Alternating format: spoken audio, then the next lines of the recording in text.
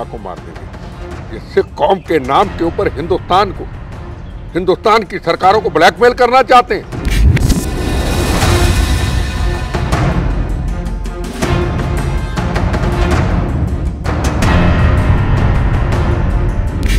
Taxi driver जो Dubai में taxi चलाता है और कुछ दिन पहले ही भारत आता है, वो वारिस पंजाब डे का मुखिया बन जाता है और इसके बाद वो खालिस्तान की बात करने लगता है, मीडिया में छा जाता है और किस तरीके से बड़ी बड़ी बातें करता है। लेकिन जैसे ही उस पर एक्शन होता है, भगोड़े की तरह भाग जाता है। क्या ये सोची समझी साजिश के तहत किया गया? विदेशी ताकतें हैं जो खालिस्तान को हवा देने के लिए ऐसे लोगों को प्लांट कर रही हैं, जो पहले तो ना साफा मांगते हैं और ना ही दाढ़ी रखते हैं, और यहां पर आकर किस तरीके से अपना रूप बदल कर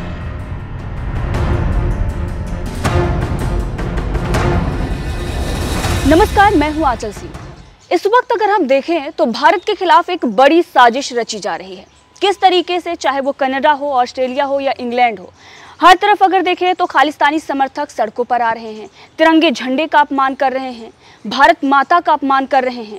और ये वही लोग हैं, ये उन्हीं के वंशज हैं जो तिरंगे के लिए कुर्बानियां देते आए हैं।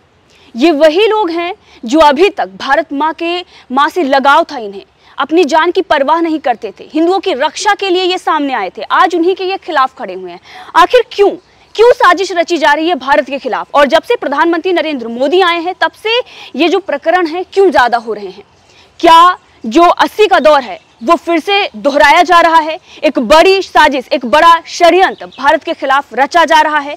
आतंकवाद जो अभी तक कश्मीर में था, अब पंजाब में क्यों पहुंच रहा है?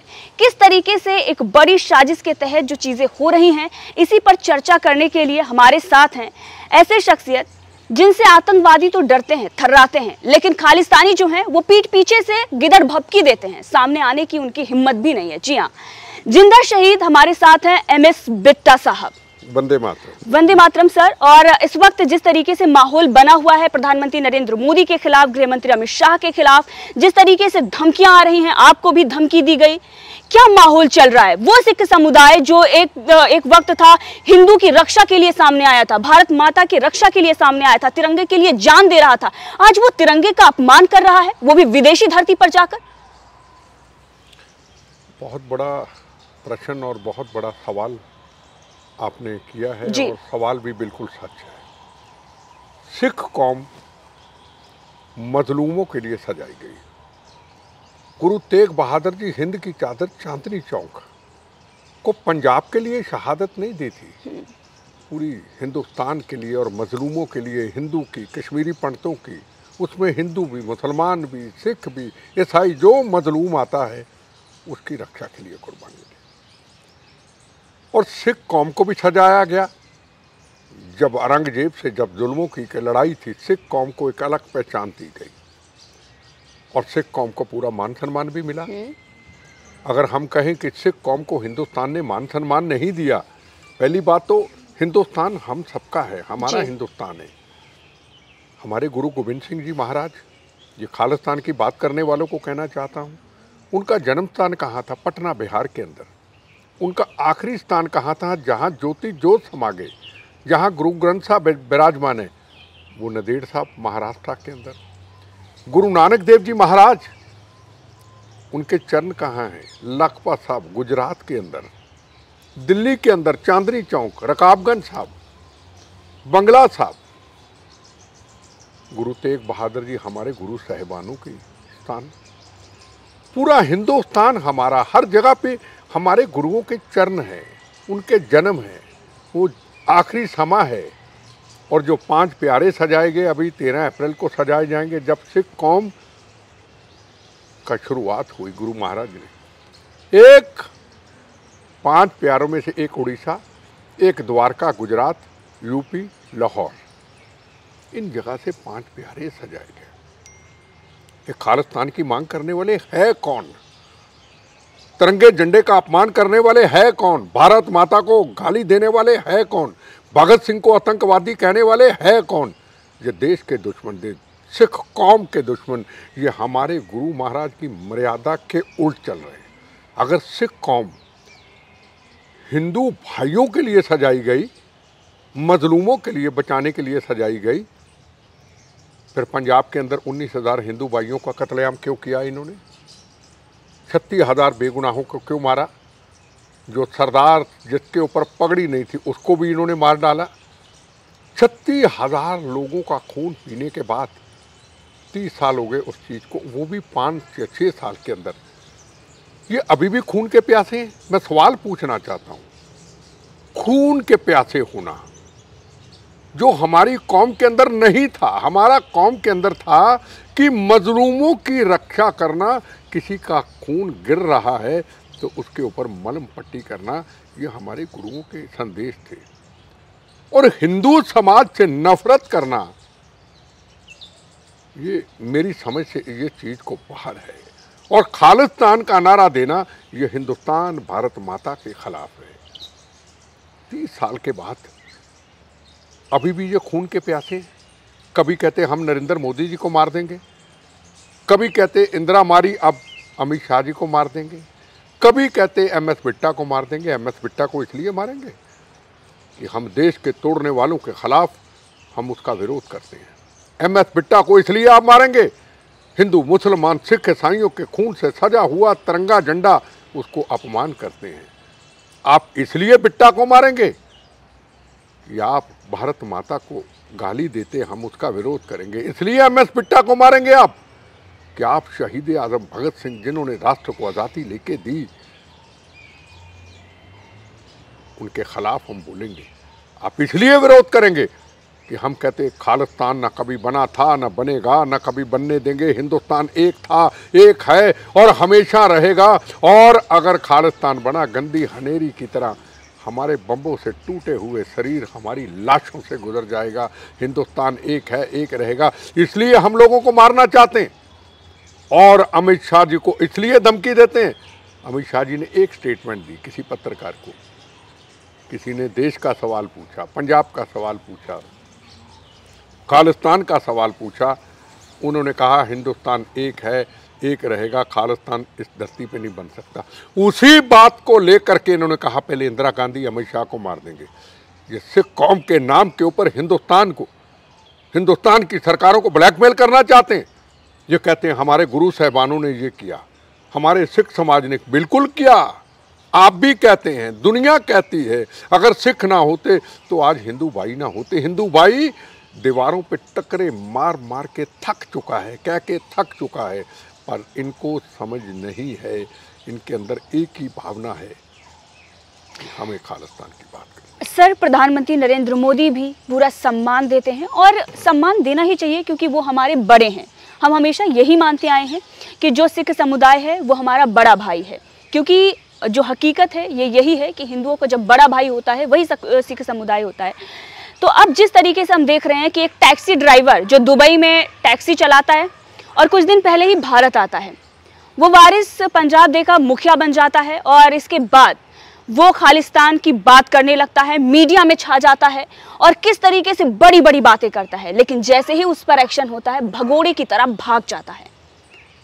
क्या ये सोची समझी साजिश के तहत किया गया? विदेशी ताकतें हैं जो खालिस्तान को हवा देने के लिए ऐसे लोगों को प्लांट कर रही हैं जो पहले तो ना साफा मानते हैं और ना ही दाढ़ी रखते हैं और यहाँ पर आकर किस तरीके से अपना रूप बदल कर। वाह, बहुत अच्छी आपने बात कही कि सिख कौम का इतिहास अमृत छकना जी, पाठ करना, सिर पे पवित्र दस्तार पहनना और सुबह शाम गुरु महाराज का नाम लेना।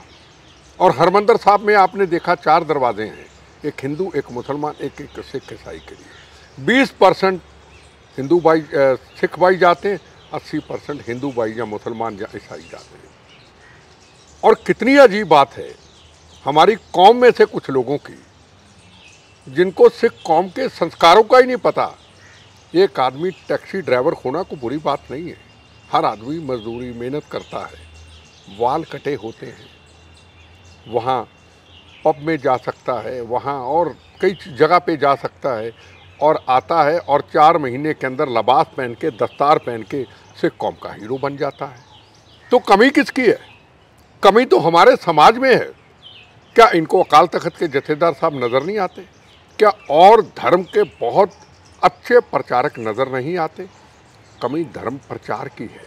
और पाकिस्तान जिसको नरेंद्र मोदी की सरकार ने, अमित शाह ने कश्मीर के अंदर 370 धारा हटा करके ख़त्म करके रख दिया। अब पाकिस्तान को ये निशाना मिला कि अब पंजाब का हिस्सा जो बॉर्डर में लगता है, अब पंजाब को कैसे बर्बाद करें। और बिल्कुल इनके पीछे पाकिस्तान की फंडिंग है, इसके पीछे पाकिस्तान ISI की साजिश है, जो पंजाब में फिर खालिस्तान के नारे देना चाहती है और लोगों को भड़काना चाहती है। और भड़काया गया जिस तरीके से एक इनके साथी को पकड़ा अजनाला के अंदर और ये लेके चले गए गुरु ग्रंथ साहब। गुरु ग्रंथ साहब को, हरमंदर साहब को पहले भी ढाल बनाया गया और ढाल बनाया गया हरमंदर साहब के अंदर। कितनी गलत बात है। आप गुरु ग्रंथ साहब में, हरमंदर साहब में हिंदू भी आता है, मुसलमान भी आता है, सिख भी आता है, ईसाई भी आता है। जब वो अंदर बंदूकें देखेगा क्या वो जाएगा? वो कभी नहीं जाएगा। जाएगा तो डर के खौफ से जाएगा। आपने उसको किला बना लिया। आप बाहर से लोगों को मार देते थे, ट्रेनों से, बसों से निकाल करके सिख भाइयों को छोड़ दिया। अगर सिख भाई के सिर पे पगड़ी नहीं, उसको भी लाइन में खड़ा करके तर तर मार देते थे। क्या किसी के हाथ में बंदूक थी? क्या किसी के हाथ में कृपान थी? वो तो रोटी रोजी के लिए जाता था। हिंदू उसका गुनाह था, बस हिंदू होना उसका गुनाह था, या सरदार की सिर पे पगड़ी ना पहनना गुनाह था। हिंदू समझ के उसको भी मार दिया जाता था। और कहाँ छुप जाते थे? हरमंदर साहब में। अरे गुरु महाराज का पवित्र स्थान, तपो जपो का स्थान, जहाँ दुनिया को आके सुकून मिलता है, आपने उसको खून की नदियाँ का बना दिया। गुरुद्वारा साहब जहाँ तप जप हुए, और जब फौज आई तो फौज आई भी बाहर निकलो। आप रोज लोगों को मार के चले जाते हो, बाहर निकलिए, तो बाहर नहीं आए। उस वक्त भी बुजदिली दिखाई। अगर इनको सिख कौम के साथ प्यार होता, अगर इनको प्यार होता भिंडरांवाले को गुरु महाराज के साथ, सच्चा सिख होता, तो कहता मैं बाहर आ रहा हूँ, मेरे गुरुद्वारा साहब को एक गोली कंकर भी ना लगे, मेरे शरीर पे जो मर्जी गोलियां बम चला देना, मेरे गुरु महाराज को ना होती। मैं अगर भिंडरांवाले की जगह पे होता सच्चा सिख, तो कहीं बार तोप होती, गोलियां होती, रॉकेट लॉन्चर होते, खड़ा होके कह देता मेरे शरीर पे इतनी गोलियां मारना, मेरे शरीर की नस भी ना, एक कंकर भी ना बचे, पर मेरे गुरु महाराज हरमंदर साहब, जो हिंदू, मुसलमान, सिख, ईसाई जहाँ नमस्तक करते हैं, जो उन 4 दरवाज़ों का स्थान है, उसको कंकर ना लगे। कायर ना हुए तो क्या हुए? कायर हुए जी बिल्कुल। आप भी मरे, गुरुद्वारा साहब भी नुकसान पहुँचाया, अकाल तख्त साहब का भी नुकसान पहुँचाया, फौज का भी नुकसान हुआ। जो मत्था टेकने श्रद्धालु आए थे वो भी चले गए। क्या खालिस्तान बना? मैं पूछना चाहता हूँ, 40 साल की इस लड़ाई के अंदर क्या खालिस्तान बना? हाँ, ये ज़रूर हुआ कि इतना सा पंजाब रह गया। और उड़ता पंजाब आपने सुना होगा नाम। नशे का काम वहाँ बढ़ गया। माओं के बच्चे विदेशों में डर के मारे, इनके कोई हथियार ना पकड़ ले, पहले की तरह को भावुक होकर हथियार पकड़ के किसी का कत्लेआम ना कर दे। उन्होंने बच्चों को बाहर भेज दिया, पंजाब की धरती को खाली कर दिया। कौन सा खालिस्तान चाहते हैं? कौन सा अमृतपाल खालिस्तान चाहता था? तुमने गुरु ग्रंथ साहब को ढाल बना लिया। अपने दोस्त को छुड़वा करके जब तुम्हें पुलिस पकड़ने लगी और तुम भाग गया। ये ऐसे बहुरूपिया लोग अगर ऐसे पंजाब के अंदर ऐसी हरकतें करेंगे और लोग उनके पीछे लगेंगे, और जो हम लोग बोलेंगे, हमको धमकियां देंगे, तो कहाँ से देश को, पंजाब को बचा दोगे? और आपने देखा विदेश के अंदर, यूके के अंदर सिर पे पगड़ी, दस्तारें ही दस्तारें, और तिरंगे झंडे को अम्बेसी से उतारा जा रहा है। भारत माता को गाली दी जा रही है। भगत सिंह को आतंकवादी कहा जा रहा है। 26 जनवरी को भी एक तरफ प्रधानमंत्री और राष्ट्रपति, एक तरफ लाल किला का पहला तिरंगा झंडा, उसको अपमानित किया गया।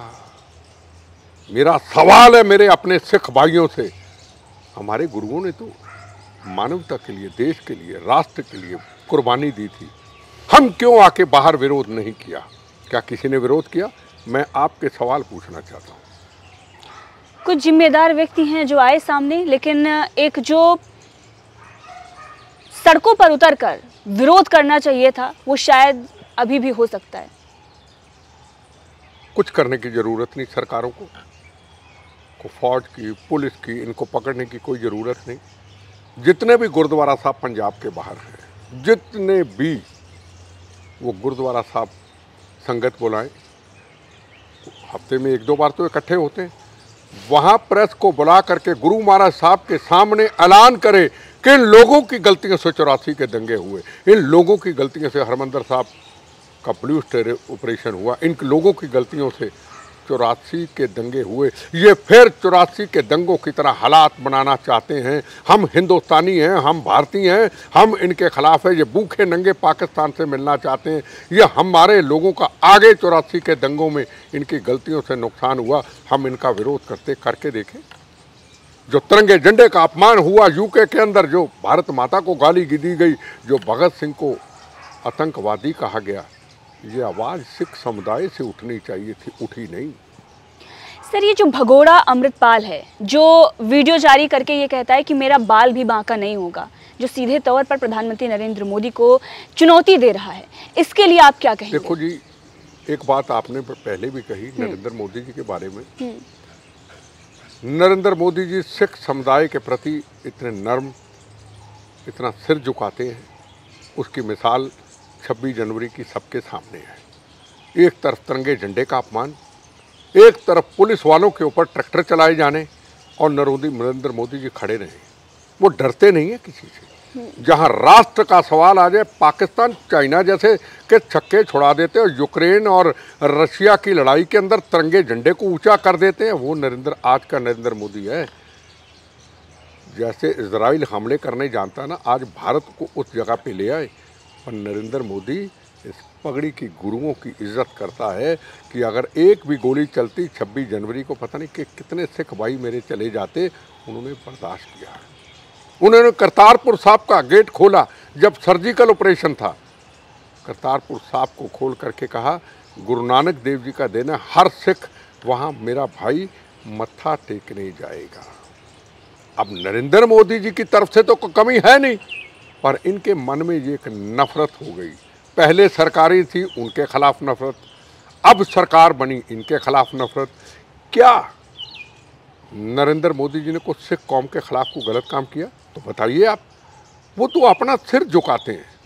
तो मैं तो ये कहूँगा कि ये जो खालिस्तान के नारे देने वाले, ये धमकियाँ देने वाले, इससे हमारा देश कभी कमज़ोर नहीं होगा, टूटेगा नहीं। हमारे प्रधानमंत्री मजबूत हैं, और किसी की शराफत का गलत फ़ायदा नहीं लेना चाहिए कि जहाँ भी तिरंगे झंडे का अपमान हो, जहाँ बहादुरी के किस्से, जहाँ जगजीत सिंह अरोड़ा के किस्से, 71 जंग के हीरो पाकिस्तान के चने चबा दिए, जहाँ general air marshal Arjan Singh के किस्से, जिनसे चाइना पाकिस्तान कामता था कि अर्जन सिंह आ गया, जहाँ जे सिंह जैसे आर्मी चीफ, जहाँ धनोआ जैसे एयर मार्शल, जिन्होंने पाकिस्तान के सर्जिकल ऑपरेशन करके वहाँ पाकिस्तान के 500 आतंकवादियों को ढेर कर दिया तिरंगे झंडे और देश की खातिर।